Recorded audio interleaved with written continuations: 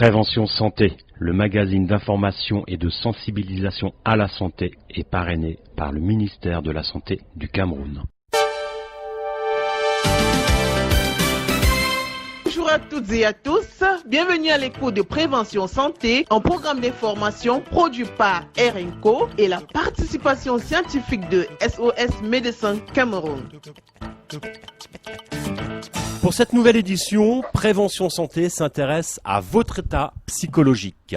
L'humanité tout entière se fait surprendre par le Covid-19. Depuis maintenant 6 mois au Cameroun, nous faisons face à cette infection. Comment la gérer ? Comment apprendre à vivre avec? Quelles sont les incidences sur notre quotidien, nos vies de famille, nos relations professionnelles et l'ensemble de notre environnement sociétal? Comment améliorer les prises en charge, mais aussi prendre soin des équipes de santé?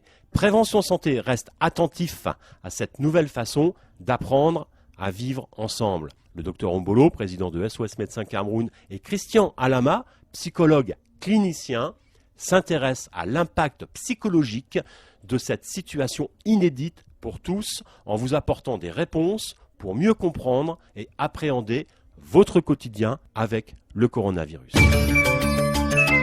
Docteur Ombolo, bonjour. Alors quelles sont à ce jour les inquiétudes de vos patients face à ce virus? Bonjour Wilson. Bien, pour les inquiétudes des patients, les gens se posent beaucoup plus des questions pour le futur. Est-ce que ce sera ainsi tout le temps avec les masques et tout ça? Est-ce que le mode de vie va toujours être aussi surveillé, aussi différent d'il y a quelques années? Est-ce que les gens vont toujours avoir à s'amuser avec beaucoup de retenue ou pas? Les gens sont inquiets pour demain finalement. Oui, en fait, oui. Ils sont inquiets pour demain. Est-ce qu'ils vont retrouver leur quotidien d'antan? Ça, c'est effectivement une question importante. Comment va-t-on retrouver nos vies normales? Va-t-on retrouver nos vies normales? On verra avec le temps aussi comment ça se passe.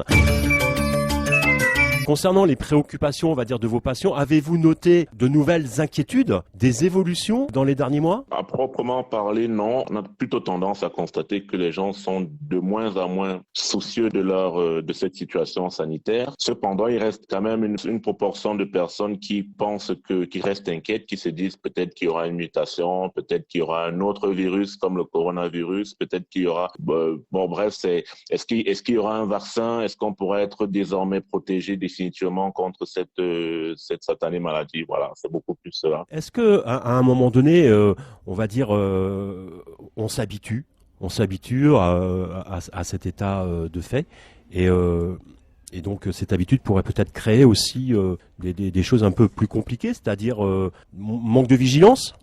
On serait peut-être moins vigilant parce que on fatigue un peu, c'est peut-être ça aussi un peu. Au départ, on était parti sur une situation tout à fait transitoire et temporaire, et puis elle a perduré plus qu'on l'avait imaginé, avec des répercussions, avec une ampleur de plus en plus croissante. Bon, voilà. On a tendance à se fatiguer parce qu'on n'était pas parti pour une si longue durée. Toutefois, quand même, on se rend compte qu'il y a une partie des personnes qui semblent s'habituer au nouveau mode de vie, le port du masque, le lavage systématique des mains. Par contre, la distanciation physique reste encore assez problématique. C'est compliqué. C'est compliqué. Ouais. Bon, on va dire c'est un peu le propre de l'homme, de savoir s'adapter dans son quotidien, et c'est comme ça qu'on a traversé les siècles, on va dire. Docteur Ombolo, est-ce que vous pouvez nous parler un petit peu de vous? Le quotidien des professionnels est, on le sait, compliqué, mais comment avez-vous vécu, on va dire, de l'intérieur ces derniers mois? Oui, ça a été très difficile, ça a été très stressant, ça a été une période d'intense pression entre la peur, la hantise d'une contamination, les patients qu'on voyait dans des états plutôt dégradés, et ceux qui au final, surtout dans un contexte dans lequel au final on ne savait pas exactement quelle est la conduite à tenir. C'était des informations qui changeaient au jour le jour. Bon, finalement, ça a été très stressant, mais je peux le dire quand même de mon point de vue que la pression semble un tout petit peu tomber du côté des professionnels de santé dans la mesure où il y a de moins en moins de cas graves. C'est beaucoup plus des cas bénignes. L'impact physique de ce virus depuis 6 mois, on va dire, est fondateur de nos inquiétudes. Mais 6 mois plus tard, donc, quelle est votre expertise concernant son impact psychologique sur les patients? Disons qu'on est passé d'une période d'intense peur, de peur accrue, à une période d'une certaine résilience, d'une certaine accoutumance, qui fait en sorte que la proportion des patients terrorisés au départ semble avoir considérablement diminué ces derniers temps. De plus en plus, on tend vers l'habitude à s'accoutumer de ce coronavirus. Avec donc, on l'a dit, toutes les complications que peuvent mener des habitudes. À présent, pour mieux comprendre les conséquences de la pandémie sur la santé mentale, nous allons retrouver Christian Alama. Prévention santé. Un programme d'information et de sensibilisation au service des populations. Nos objectifs: vous fournir une information fiable et nécessaire afin de mieux comprendre les enjeux sanitaires et leurs conséquences. Nous abordons ici les questions que vous vous posez et nous y répondons de façon concise et claire. Christian Alama, bonjour. Vous êtes psychologue clinicien, consultant et chercheur en psychopathologie clinique. Nous allons aborder avec vous plusieurs points concernant l'état psychologique qu'entraîne cette pandémie sur, on va dire, certaines personnes. Peut-être dans un premier temps, est-ce que vous pouvez nous faire, on va dire de façon synthétique, un état des lieux de la prise en charge des états de santé mentale au Cameroun? Où en est-on? Merci Wilson. La santé mentale, en gros, est encore en chemin au Cameroun. Il y a encore beaucoup à faire en matière de promotion de la santé mentale au Cameroun. Par exemple, le nombre de psychiatres est encore très insuffisant par rapport aux standards de l'OMS. Et ceux qui sont d'ailleurs actifs, et c'est beaucoup plus dans des hôpitaux de référence comme l'hôpital Jabro de Yaoundé, l'hôpital La Quintini à Douala. Un autre problème encore, c'est qu'il n'existe pas un ordre national de psychologues. Il existe quelques cabinets de consultation, on va le dire, mais ce n'est pas encore vraiment opérationnel. Puis, il faut encore réglementer la profession, qui fait quoi, qui a le droit de faire quoi. Et en plus du fait que dans le réflexe quotidien des Camerounais, consulter un psychologue n'est pas toujours évident, ou consulter un psychiatre. L'on recourt plus facilement aux pasteurs, prêtres, aux groupes charismatiques, catholiques ou pentecôtistes.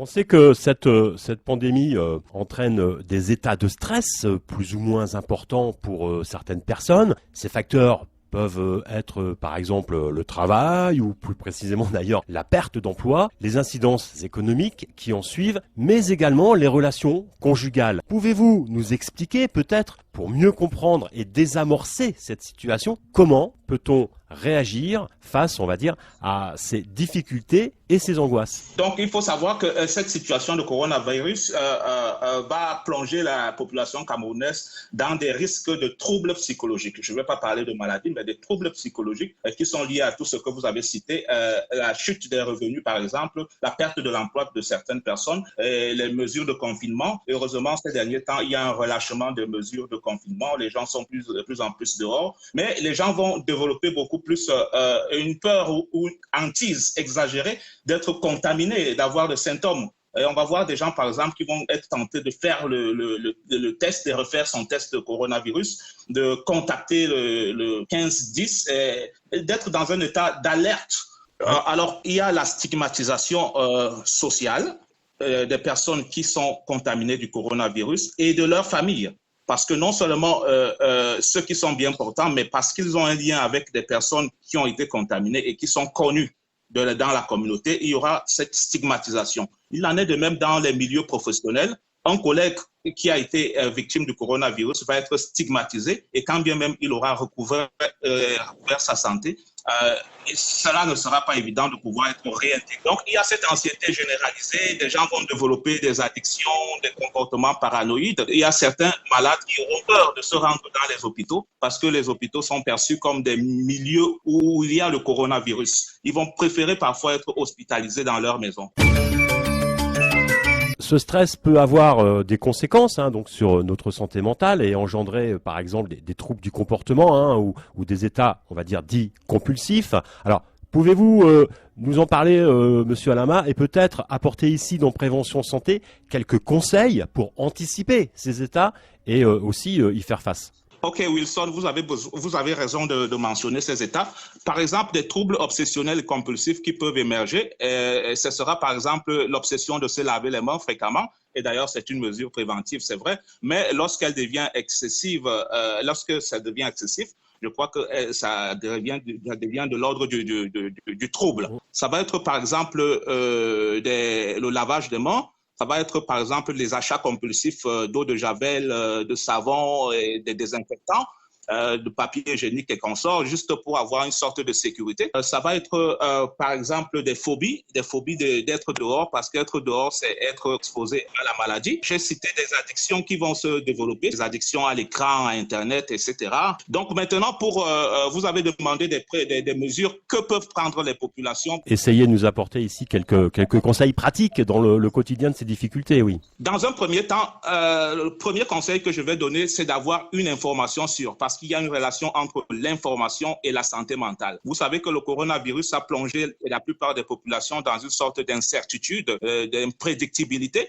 Donc, avoir maîtrise sur l'information. Si vous savez qu'en respectant les mesures barrières, les mesures préventives, vous pouvez éviter le coronavirus, ça va décroître votre niveau de stress. Deuxièmement, il faut limiter la surexposition aux informations anxiogènes. Aujourd'hui, dans les médias, dans les réseaux sociaux, il y a tellement d'informations angoissantes et anxiogènes relatives au coronavirus. Il faut limiter cela. Troisièmement, il faut vaquer à ses activités routinières. On a longtemps assimilé le confinement ou bien les mesures barrières à la cessation des activités ou loisiveté. Mais non, il faut continuer ses activités routinières, continuer à travailler. Il faut surtout éviter de plonger dans des addictions, se livrer à l'alcool ou à des substances pour pouvoir lutter contre le stress. Il faut ensuite développer des relations et un contact social permanent. On a longtemps parlé de distanciation sociale, mais pour nous, professionnels de santé mentale, cela ne fait pas trop de sens. C'est la distance physique qui compte. La distanciation sociale sous-entend qu'il y a une rupture des connexions sociales. Or, nous savons que dans la situation pandémique du coronavirus, il faut développer des relations avec la famille, les frères, les sœurs, les parents, les amis, les collègues. C'est très important. Même ceux qui sont contaminés doivent maintenir leur connexion sociale. Alors, Monsieur Alama, nous en parlons souvent dans Prévention Santé, parce que si l'état de santé, on va dire, des Camerounais nous interpelle, et c'est la raison principale de cette émission, apporter des informations et des conseils, c'est notre mission, mais l'état de santé des équipes soignantes est aussi capital à une bonne prise en charge du public. Alors, à votre avis, que pourrait-on améliorer dans le système de soins au Cameroun, on va dire pour le bien de tous, et donc une encore meilleure prise en charge? Au niveau systémique, je crois qu'il est très important, par exemple, d'avoir des équipes pluridisciplinaires dans les hôpitaux, c'est-à-dire en plus des médecins infirmiers, avoir des psychologues ou infirmiers psychiatres qui vont pouvoir adresser ces problèmes-là. Et ils doivent également être sensibilisés sur la question de l'écoute. Parfois, les gens recherchent juste des explications. Ils cherchent juste à donner sens à ce qui leur arrive. Ils n'ont pas besoin des psychotropes, ils n'ont pas besoin des antidépresseurs. Ils veulent juste avoir une information qui va les sauver. Vous allez également, il faut pouvoir mettre en place des écoutes téléphoniques à distance, que ça puisse régulièrement marcher. Donc voilà un peu ce que je peux conseiller au niveau de l'amélioration du système de santé. Mais bien sûr, le ministère de la Santé, dans ses équipes d'urgence, essaye de prendre en compte ces éléments, mais beaucoup reste encore à faire. Christian Alama, merci à vous de nous avoir accordé un petit peu de temps au téléphone. Je rappelle que vous êtes psychologue clinicien, consultant et chercheur en psychopathologie clinique. Merci également au Dr Ombolo. Prévention Santé continue de s'intéresser à votre santé. Prenez soin des autres et de vous et continuez à vous informer. Je rappelle que si vous souhaitez réécouter l'une de nos émissions, elles sont toutes en ligne et disponibles sur le site du JDC, le journal du Cameroun. Merci Monsieur Alama et bonne journée à vous. Merci bien. Merci à tous les partenaires qui permettent de faire vivre ce programme et plus particulièrement à l'équipe des SOS Médecins Cameroun et à son président, le Dr Ombolo. Merci également à Sino Media et à son équipe du JDC, le journal du Cameroun, où vous pouvez d'ailleurs retrouver le podcast de ce programme en ligne. Si vous avez des questions à poser concernant notre programme Prévention Santé, envoyez un mail à wilsonafrique@gmail.com et nous répondrons à vos questions dans cette émission.